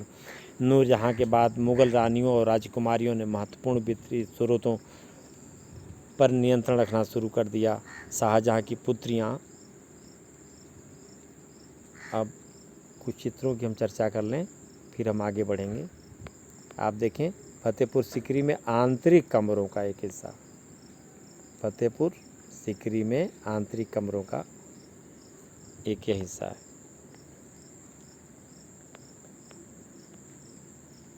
जहाँ शाहजहाँ की पुत्रियाँ जहाँ आरा और रोशन आरा को ऊँचे शाही वंशदारों के समान वार्षिक आय होती थी। इसके अतिरिक्त जहाँ आरा को सूरत के बंदरगाह नगर, जो कि विदेशी व्यापार का एक लाभप्रद केंद्र था, से राजस्व प्राप्त होता था। संसाधनों पर नियंत्रण ने मुगल परिवार को महत्वपूर्ण स्त्रियों की इमारतों व बागों का निर्माण का अधिकार दे दिया। जहाँ आरा ने शाहजहाँ की नई राजधानी शाहजहानाबाद दिल्ली की नई वास्तुकलात्मक परियोजनाओं में हिस्सा लिया। इनमें से आंगन व बाग के साथ एक 2 मंजिली भव्य करामासराय थी। शाहजहानाबाद के हृदय स्थली चांदनी चौक की रूपरेखा जहाँ आरा द्वारा बनाई गई थी। गुलबदन बेगम द्वारा लिखी गई एक रोचक पुस्तक हुमायूं नामा से हमें मुगलों की घरेलू दुनिया की एक झलक मिलती है। गुलबदन बेगम बाबर की पुत्री, हुमायूं की बहन तथा अकबर की चाची थी। गुलबदन स्वयं तुर्की तथा फारसी में धारा प्रवाह लिख सकती थी। जब अकबर ने अबुल फजल को अपने शासन का इतिहास लिखने के लिए नियुक्त किया तो उसने अपनी चाची से बाबर और हुमायूं के समय के अपने पहले संस्मरणों को लिपिबद्ध करने का आग्रह किया, ताकि अबुल फजल उनका लाभ उठाकर अपनी कृति को पूरा कर सके। गुलबदन ने जो लिखा वह मुगल बादशाहों की प्रशस्ति नहीं, बल्कि उसने राजाओं और राजकुमारों के बीच चलने वाले संघर्षों और तनावों के साथ ही इनमें से कुछ संघर्षों को सुलझाने में परिवार की उम्रदराज स्त्रियों की महत्वपूर्ण भूमिकाओं के बारे में विस्तार से लिखा। आप देखें यहाँ पर यह चित्र। प्रत्येक हिस्सों में जिन गतिविधियों का चित्रण कलाकार ने किया है, उनका वर्णन अलग अलग व्यक्तियों द्वारा संपादित किए जा रहे कार्यों के आधार पर आप इस दृश्य को शाही प्रतिष्ठान के सदस्यों को पहचानने की कोशिश करें। देख सकते हैं आप।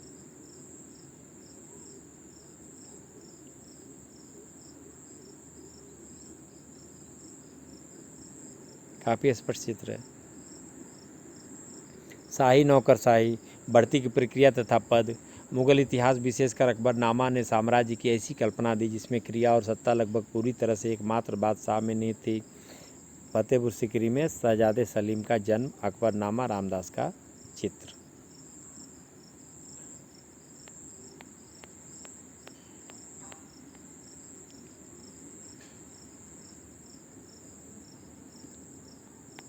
बादशाह में निहित होती है, जबकि शेष राज्यों को बादशाह के आदेशों का अनुपालन करते हुए प्रदर्शित किया गया है। किंतु मुगल राजतंत्र के बारे में इन इतिहासों से प्राप्त समृद्ध जानकारी को हम ध्यान से देखेंगे तो हम उन तरीकों को समझ सकते हैं जिनसे कई भिन्न भिन्न प्रकार की संस्थाओं पर आधारित शाही संगठन प्रभावशाली ढंग से कार्य करने में सक्षम हुआ। मुगल राज्य का एक महत्वपूर्ण स्तंभ इसके अधिकारियों का दल था, जिसे इतिहासकार सामूहिक रूप से अभिजात वर्ग भी कहते हैं। अभिजात वर्ग में भर्ती विभिन्न निर्जातीय तथा धार्मिक समूहों से होती थी। इससे यह सुनिश्चित हो जाता था कि कोई भी दल इतना बड़ा न हो कि वह राज्य की सत्ता को चुनौती दे सके। मुगलों के अधिकारी वर्ग को गुलदस्ते के रूप में वर्णित किया जाता था, जो वफादारी से बादशाह के साथ जुड़े हुए थे। साम्राज्य के निर्माण के आरंभिक चरणों से ही तुरानी और ईरानी अभिजात अकबर की शाही सेवा में उपस्थित थे। इनमें से कुछ हुमायूं के साथ भारत चले आए थे, कुछ अन्य बाद में मुगल दरबार में आए थे। 1560 से आगे भारतीय मूल के 2 शासकीय समूह, राजपूतों और भारतीय मुसलमानों शेख ज़ादाओं ने शाही सेवा में प्रवेश किया। इनमें नियुक्त होने वाला प्रथम व्यक्ति एक राजपूत मुखिया अम्बेर का राजा भावरमल कछवाहा था, जिसकी पुत्री से अकबर का विवाह हुआ था। शिक्षा और लेखा शास्त्र की ओर झुकाव वाले हिंदू जातियों के सदस्यों को भी पदोन्नत किया जाता था। इसका एक प्रसिद्ध उदाहरण अकबर के वित्त मंत्री टोडरमल का है, जो खत्री जाति का था। जहांगीर के शासन में ईरानियों को उच्च पद प्राप्त हुए। जहांगीर की राजनीतिक रूप से प्रभावशाली रानी नूरजहां 1645 ईरानी थी। औरंगजेब ने राजपूतों को उच्च पदों पर नियुक्त किया। फिर भी शासन में अधिकारियों के समूह में मराठे अच्छी खासी संख्या में थे। सभी सरकारी अधिकारियों के दर्जे और पदों में से 2 तरह की संख्या विषय ओहदे होते थे। जात शाही पदानुक्रम में अधिकारी मनसबदार के पद और वेतन का सूचक था, और सवार यह सूचित करता था कि उसकी सेवा में कितने घुड़सवार रखना अपेक्षित था। 17वीं शताब्दी में 1000 या उससे ऊपर जात वाले मनसबदार अभिजात उमरा, जो कि अमीर का बहुवचन कहे गए, सैन्य अभियानों में ये अभिजात अपनी सेनाओं के साथ भाग लेते थे तथा प्रांत में वे साम्राज्य के अधिकारियों के रूप में भी कार्य करते थे। प्रत्येक सैन्य कमांडर घुड़सवारों को भर्ती करता था, उन्हें हथियारों आदि से लैस करता था और उन्हें प्रशिक्षण देता था। घुड़सवारी फौज मुगल फौज का अपरिहार्य अंग थी। घुड़सवार सिपाही शाही निशान से पार्श्व भाग में दागे गए उत्कृष्ट श्रेणी के घोड़े रखते थे।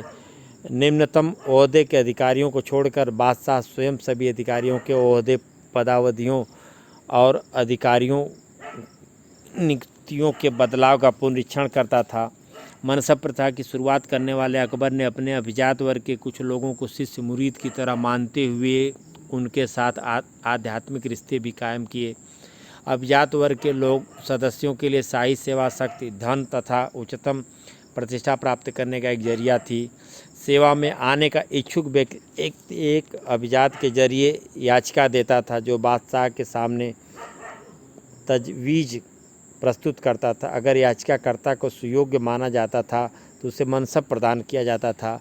मीर बख्शी उच्चतम वेतनदाता खुले दरबार में बादशाह के दाएं ओर खड़ा होता था तथा नियुक्ति और पदोन्नत के सभी उम्मीदवारों को प्रस्तुत करता था, जबकि उसका कार्यालय उसकी मुहर व हस्ताक्षर के साथ साथ बादशाह की मुहर व हस्ताक्षर वाले आदेश तैयार करता था।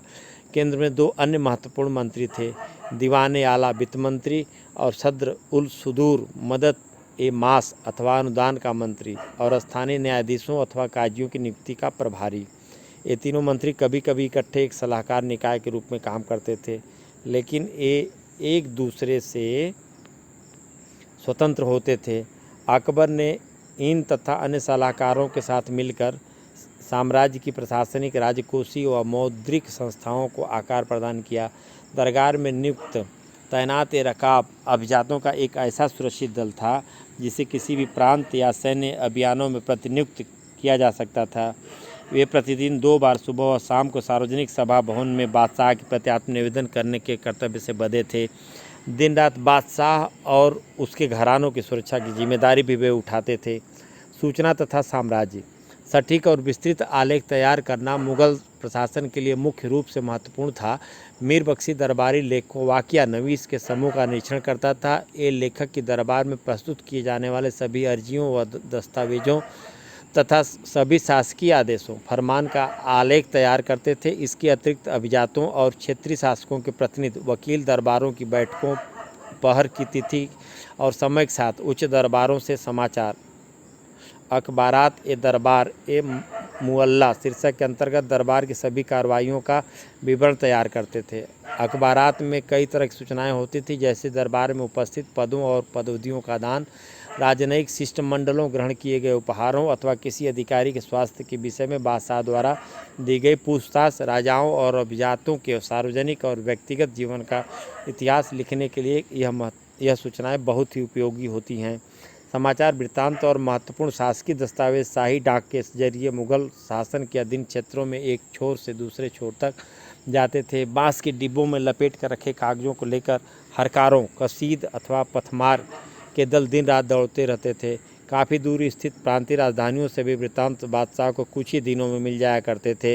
राजधानी से बाहर तैनात अभिजातों के प्रतिनिधि अथवा राजपूत राजकुमार तथा अधीनस्थ शासक बड़े मनोयोग से इन घोषणाओं की नकल तैयार करते थे। वह संदेशवाहकों के जरिए अपनी टिप्पणियां अपने स्वामियों के पास भेज देते थे। सार्वजनिक समाचार के लिए पूरा साम्राज्य आश्चर्यजनक रूप से तीव्र सूचना तंत्र से जुड़ा हुआ था और तजवीज़ एक अभिजात द्वारा बादशाह के सामने प्रस्तुत की जाने वाली ऐसी याचिका थी जिसमें किसी उम्मीदवार को मनसबदार के रूप में नियुक्त करने की सिफारिश की जाती थी।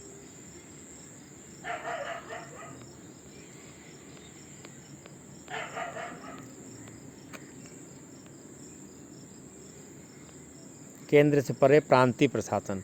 केंद्र में स्थापित कार्यों के विभाजन को प्रांतों, सूबों में दोहराया गया था। यहाँ भी केंद्र के समान मंत्रियों के अनुरूप अधीनस्थ दीवान, बख्शी और सद्र होते थे। प्रांतीय शासन का प्रमुख गवर्नर सूबेदार होता था, जो सीधा बादशाह को प्रतिवेदन प्रस्तुत करता था।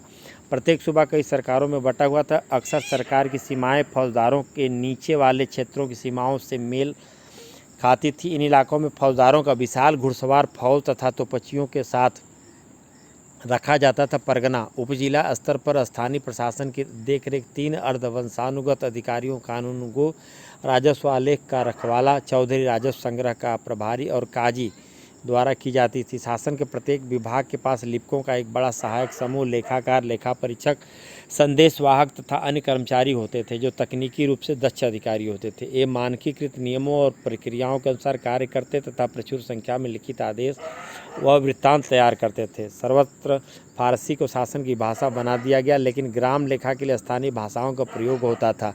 मुगल इतिहासकारों ने प्राय बादशाह और उसके दरबार को ग्राम स्तर तक संपूर्ण प्रशासनिक तंत्र का नियंत्रण करते हुए प्रदर्शित किया है।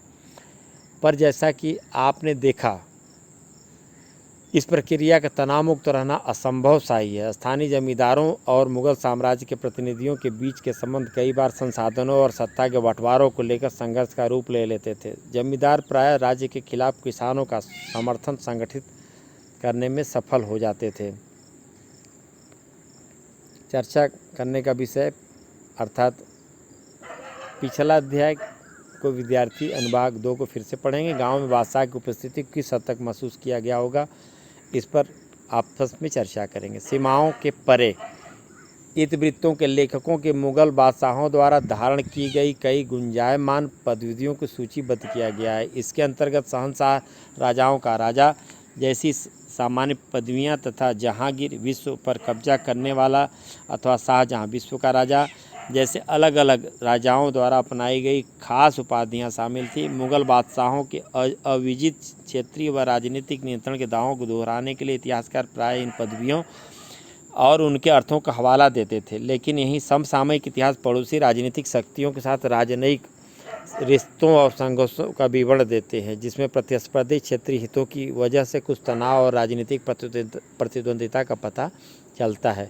सफावी और कंधार मुगल राजाओं तथा ईरान व तुरान के पड़ोसी राज्यों के राजनीतिक और राजनयिक रिश्ते अफगानिस्तान को ईरान व मध्य एशिया के क्षेत्रों से पृथक करने वाले हिंदू कुश पर्वतों द्वारा निर्धारित सीमा के नियंत्रण पर निर्भर करते थे। भारतीय उपमहाद्वीप में आने को इच्छुक सभी विजेताओं को उत्तर भारत तक पहुंचने के लिए हिंदू कुश को पार करना होता था। मुगल नीति का यह निरंतर प्रयास रहा कि सामरिक महत्व की चौकियों, विशेषकर काबुल व कंधार पर नियंत्रण के द्वारा ही संभावित खतरों से बचाव किया जा सके। कंधार सफावियों और मुगलों के बीच झगड़े की जड़ थी। यह किला नगर आरंभ में हुमायूं के अधिकार में था, जिसे 1595 में अकबर द्वारा पुनः जीत लिया गया। यद्यपि सफावी दरबार से मुगलों के साथ अपने राजनयिक संबंध बनाए रखे, तथापि कंधार पर यह दावा करता रहा।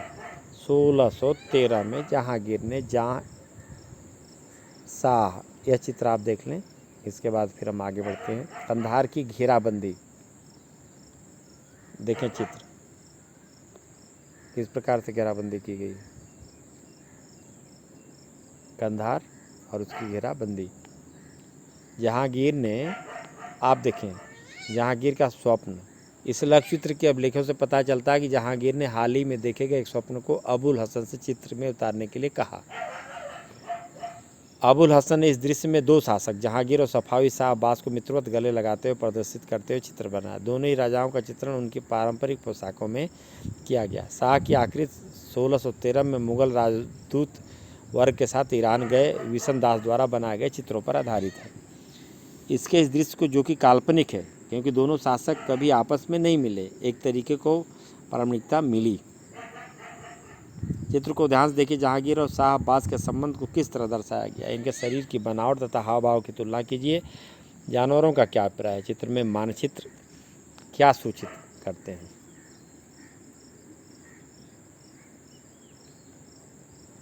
अब्बास के दरबार में मुगल अधिकार में रहने, कंधार को मुगल अधिकार में रहने देने का वकालत करने के लिए एक राजनयिक दूत भेजा, लेकिन यह शिष्टमंडल अपने उद्देश्य में सफल नहीं हुआ। 1662 की शीत युद्ध में यह फारसी सेना ने कंधार पर घेरा डाल दिया। मुगल रक्षक सेना पूरी तरह से तैयार नहीं थी, अतः वह पराजित हुई और उसे किला तथा नगर सफाइयों को सौंपने पड़े। ऑटोमन साम्राज्य, तीर्थ यात्रा और व्यापार। ऑटोमन साम्राज्य के साथ मुगलों ने अपने संबंध इस हिसाब से बनाए कि ऑटोमन नियंत्रण वाले क्षेत्रों में व्यापारियों व तीर्थयात्रियों के स्वतंत्र आवागमन को बरकरार रखवा सके। यह हिजाज अर्थात ऑटोमन अरब के उन हिस्सों के लिए विशेष रूप से सत्य था जहां मक्का और मदीना के महत्वपूर्ण तीर्थस्थल स्थित थे। इस क्षेत्र के साथ अपने संबंधों में मुगल बादशाह आमतौर पर धर्म तथा वाणिज्य के मुद्दों को मिलाने की कोशिश करता था। वह लाल सागर के बंदरगाह अदन मोखा को बहुमूल्य वस्तुओं के निर्यात को प्रोत्साहन देता था। इनकी बिक्री से अर्जित आय को इस इलाके के धर्मस्थलों व फकीरों में दान में बांट देता था। हालांकि औरंगजेब को जब अरब भेजे जाने वाले धन के दुरुपयोग का पता चला तो उसने भारत में अपने वितरण का समर्थन किया, क्योंकि उसका मानना था कि यह भी वैसा ही ईश्वर का घर है जैसा कि मक्का। मुगल दरबार में जेसुइट धर्म प्रचारक। यूरोप को भारत के बारे में जानकारी जेसुइट धर्म प्रचारकों, यात्रियों, व्यापारियों और राजनयिकों के विवरणों से हुई।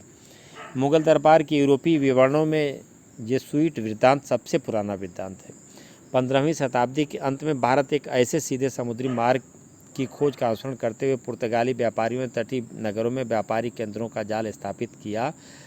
पुर्तगाली राजा भी सोसाइटी ऑफ जीसस जेसुइट के धर्म प्रचारकों की मदद से ईसाई धर्म के प्रचार में रुचि रखता था। 16वीं शताब्दी के दौरान भारत आने वाले सुशील शिष्टमंडल व्यापार और साम्राज्य निर्माण की इस प्रक्रिया का हिस्सा थे। अकबर ईसाई के विषय में जानने को बहुत उत्सुक था। उसने जेसुइट पादरियों को आमंत्रित करने के लिए एक दूत मंडल गोवा भेजा। पहला जेसुइट शिष्टमंडल फतेहपुर सिकरी के मुगल दरबार में 1580 में पहुंचा और वहाँ लगभग 2 वर्ष रहा। इन जेसुइट लोगों ने ईसाई धर्म के विषय में अकबर से बात की और इनके सद्गुणों के विषय में उलमा से उनका वाद विवाद हुआ। लाहौर के मुगल दरबार में 2 और शिष्टमंडल 1591 और 1595 में भेजे गए। जेसुइट विवरण व्यक्तिगत प्रेक्षणों पर आधारित हैं और वे बादशाह के चरित्र और सोच पर गहरा प्रभाव डालते हैं। सार्वजनिक सभाओं में जेसुइट लोगों को अकबर के सिंहासन के काफ़ी नज़दीक स्थान दिया जाता था। वे उनके साथ अभियानों में जाते, उनके बच्चों को शिक्षा देते तथा उनके फुर्सत के समय में वे अक्सर उनके साथ होते थे। जेसुइट विवरण मुगल काल के राज्य अधिकारियों और सामान्य जनजीवन के बारे में फारसी इतिहासों में दी गई सूचना की पुष्टि करते हैं। और इधर देखें आप, बादशाह तक सुलभ पहुँच। पहले जेसुइट शिष्टमंडल एक सदस्य मानसरेट अपने अनुभवों का विवरण लिखते हैं। वे कहता है कि उससे अकबर से भेंट करने की इच्छा रखने वाले लोगों के लिए उसकी पहुंच कितनी सुलभ है, इसके बारे में अतिशयोक्त करना बहुत कठिन है।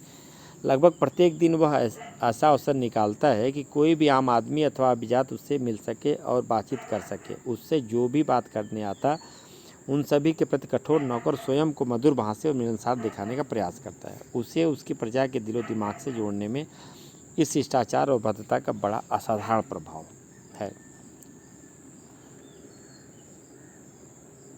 वे कौन कौन से मुद्दे और सरोकार थे जिनको मुगल शासकों के उनके समसामयिकों के साथ संबंधों का निर्धारण किया। औपचारिक धर्म पर प्रश्न उठाया। जेसुइट शिष्टमंडल के सदस्यों के प्रति अकबर ने जो उच्च आदर प्रदर्शित किया उससे वे बहुत प्रभावित हुए। ईसाई धर्म सिद्धांतों में बादशाह की स्पष्ट दिलचस्पी की व्याख्या उन्होंने अपने मत में बादशाह के धर्म परिवर्तन के संकेत के रूप में की। इसे पश्चिम यूरोप में हावी धार्मिक अहिष्णुता के माहौल के प्रकाश में समझा जा सकता है। मानसरेट ने टिप्पणी की कि राजा ने इस बात की बहुत कम परवाह की कि सभी को उसके धर्म के अनुपालन की अनुमति देकर उसने वास्तव में सबका तिरस्कार किया। धार्मिक ज्ञान के लिए अकबर की तलाश ने फतेहपुर सिकरी के इबादत खाने में विद्वान मुसलमानों, हिंदुओं, जैनों, पारसियों और ईसाइयों के बीच अंतरधर्मी वाद विवाद को जन्म दिया। अकबर के धार्मिक विचार विभिन्न धर्मों व संप्रदायों के विद्वानों से प्रश्न पूछने और उनके धर्म सिद्धांतों के बारे में जानकारी इकट्ठा करने से परिपक्व हुए। धीरे धीरे वह धर्मों को समझने के लिए रूढ़वादी तरीकों से दूर और प्रकाश और सूर्य पर केंद्रित दैवी उपासना के स्वकल्पित विभिन्न दर्शनग्राही के रूप की ओर बढ़ा। हमने देखा कि अकबर और अबुल फजल ने प्रकाश के दर्शन का सृजन किया और राजा की छवि तथा राज्य की विचारधारा को आकार देने में इसका प्रयोग किया। इसमें दैवी रूप से प्रेरित व्यक्ति का अपने लोगों पर सर्वोच्च प्रभुत्व तथा अपने शत्रुओं पर नियंत्रण होता है। यह चित्र देखें आप इस प्रकार से। इस चित्र में दरबार में धार्मिक वाद विवाद। पारदे रुडोल्फ एक्वाविवा पहले जेसुइट शिष्टमंडल का नेता था, उसका नाम चित्र के ऊपरी भाग में लिखा है। हरम में होम। यहाँ अब्दुल कादिर बदायूनी के मुंतखाब उत तवारिक से एक अंश दिया गया है। एक धर्म विज्ञानी और दरबारी बदायूनी अपने नियोक्ता की नीतियों का आलोचक था और अपनी पुस्तक की विषय वस्तु को एक सार्वजनिक नहीं करना चाहता था। युवावस्था के आरंभ से ही महामहिम अपनी पत्नियों अथवा हिंद के राजाओं की पुत्रियों के सम्मान में हरम में होम का आयोजन कर रहे थे। यह ऐसी धर्म क्रिया है जो अग्नि पूजा आतिश परस्ती से व्युत्पन्न हुई है, परंतु अपने 25वें शासन वर्ष 1578 के नए वर्ष पर उसने सार्वजनिक रूप से सूर्य और अग्नि को दंडवत प्रणाम किया। शाम को चिराग और मोमबत्तियां जलाई जाने पर सारे दरबार को आदरपूर्वक उठना पड़ा। हरम में होम। ये विचार दरबारी इतिहासकारों के परिप्रेक्ष्य से संगति रखते थे। ये इतिहासकार हमें उन प्रक्रियाओं का बोध कराते हैं जिनके द्वारा मुगल शासक बड़े प्रभावशाली तरीके से ऐसी विजाति जनता को एक शाही संरचना के अंतर्गत सम्मिलित कर सके। भौगोलिक विस्तार और राजनीतिक नियंत्रण के व्यापक रूप से ह्रास के बाद ही लगभग 1.5 शताब्दी तक इस राजवंश का नाम भारतीय उपमहाद्वीप में वैध रहा। ईरान के प्रवासी कलाकारों द्वारा मुल्तान के मकबरे से लाई गई नीली टाइलें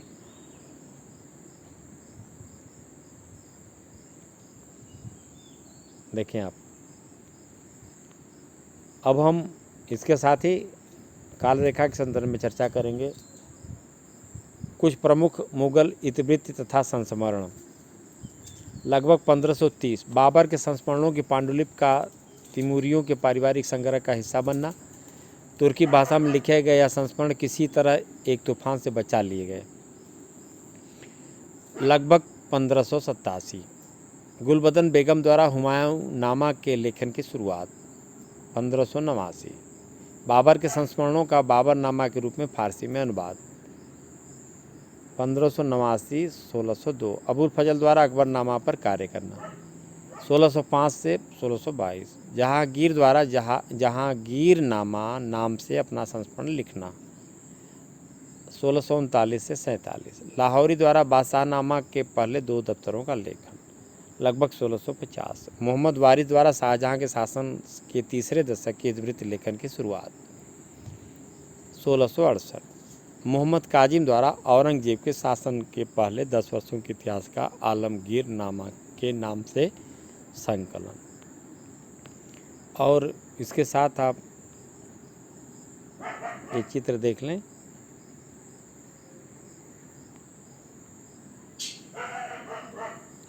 मुगल दरबार में पांडुलिपि तैयार करने की प्रक्रिया का वर्णन कीजिए। मुगल दरबार से जुड़े दैनिक कर्म और विशेष उत्सवों के दिनों ने किस तरह से बादशाह को सत्ता के भाव को प्रतिपादित किया होगा।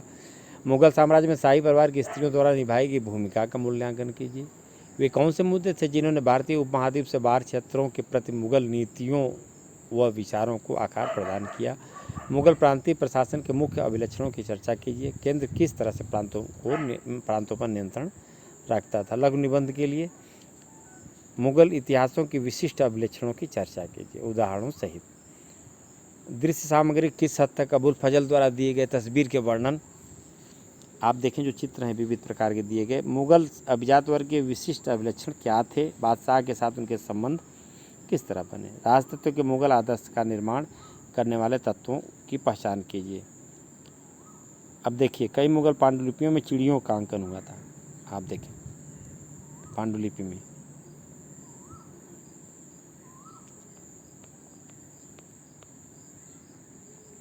और मानचित्रकार विश्व मानचित्र के एक रेखा चित्र पर उन क्षेत्रों को अंकित कीजिए जिनमें मुगलों के राजनीतिक और सांस्कृतिक संबंध थे। अन्य जो कार्य है विद्यार्थियों को करना है। किसी मुगल इतिवृत्त के विषय में और जानकारी ढूंढिए। इसके लेखक, भाषा, शैली, विषय वस्तु का वर्णन कीजिए। एक वृत्तांत तैयार कीजिए। आपके द्वारा चयनित इतिहास की व्याख्या में प्रस्तुत कम से कम 2 चित्रों का बादशाह की शक्ति को इंगित करने वाले संकेतों पर ध्यान केंद्रित करते हुए वर्णन कीजिए। राजपद के आदर्शों, दरबारी रिवाजों और शाही सेवा में भर्ती की विधियों पर ध्यान केंद्रित करते हुए व समानताओं और विभिन्नताओं पर प्रकाश डालते हुए मुगल दरबार और प्रशासन की वर्तमान भारतीय शासन व्यवस्था से तुलना कर एक वृत्तांत तैयार कीजिए। चित्र देखिए आप। एक पेड़ पर गिलहरियों को दर्शाती एक मुगल चित्रकारी।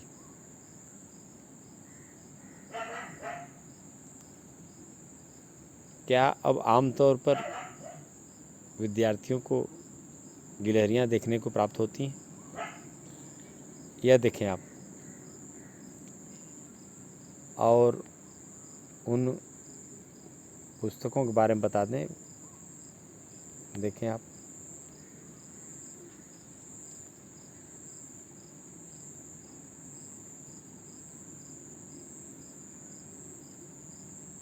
और इसके बारे में और अधिक जानकारी प्राप्त करने के लिए विद्यार्थी वेबसाइट पे जा सकते हैं, mughalgardens.org। और एक बार और हम आपको